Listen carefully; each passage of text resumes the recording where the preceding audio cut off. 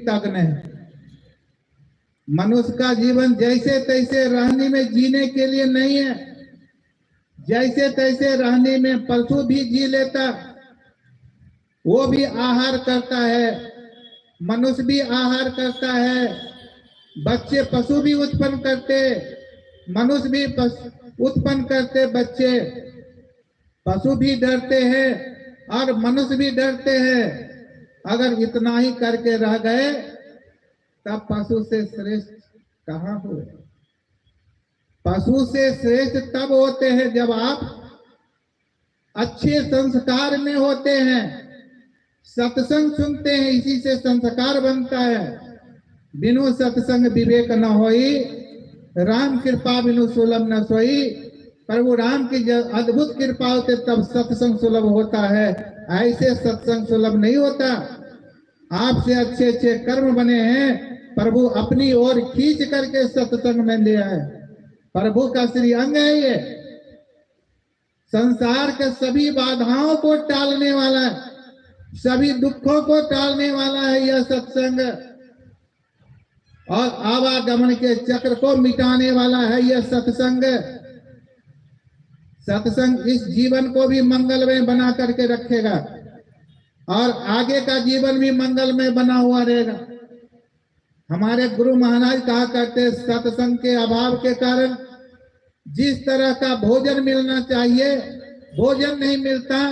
रोटी रोटी के लिए तरसते रहता है, लोग भिक्षाटन करते रहता है, एकमात्र सत्संग के अभाव के कारण। उसको पता नहीं है कि हम सत्संग में जाएंगे सारी समस्या का निदान हो जाएगा, इसीलिए वो भटकते रहता है, सत्संग में आ नहीं पाता, जानकारी नहीं रहने के कारण।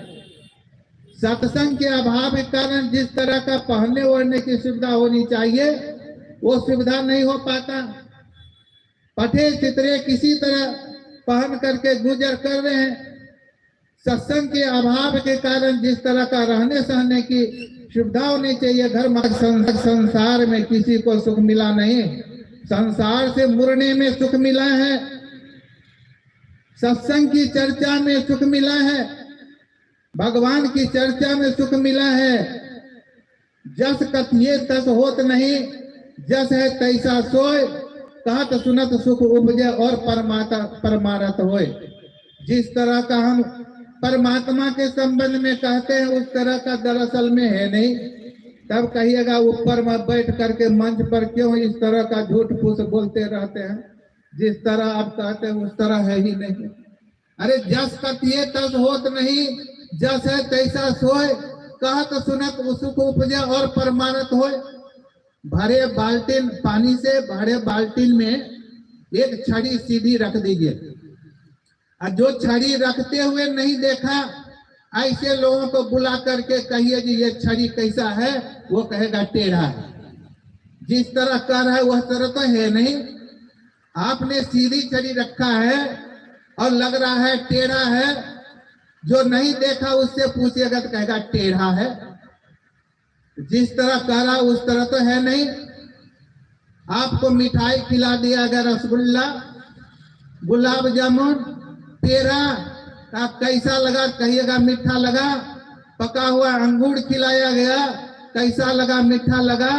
आम खिलाया गया, कैसा लगा मीठा लगा। छुहारा खिलाया गया, कैसा लगा मीठा लगा। मीठा मीठा तो कह रहे हैं लेकिन स्वाद का बखान कर रहे हैं। जिस तरह कह रहे हैं उस तरह है, स्वाद तो कुछ और ही है, लेकिन सब मीठा है मीठा है मीठा है कह रहे हैं। तो जिस तरह कह रहे हैं उस तरह है नहीं। जिह्वा का विषय है, रसा स्वादन जिह्वा किया, फिर भी वर्णन नहीं कर रहा है उसका स्वाद का। उसी तरह परमात्मा का वर्णन कौन कर सकता, वो तो इंद्रियातीत है, इंद्रियों से परे है वो, उसका वर्णन कौन कर सकता।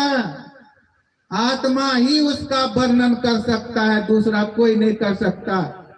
इसलिए जिन्होंने आत्मा का दर्शन किया है वही परमात्मा का दर्शन कर सकता है। जवानी में उसने बड़ी बात कर ली, जिसने अपने से मुलाकात कर ली। कबीर साहब ने कहा कि जिन्होंने अपने से मुलाकात कर लिया और जवानी में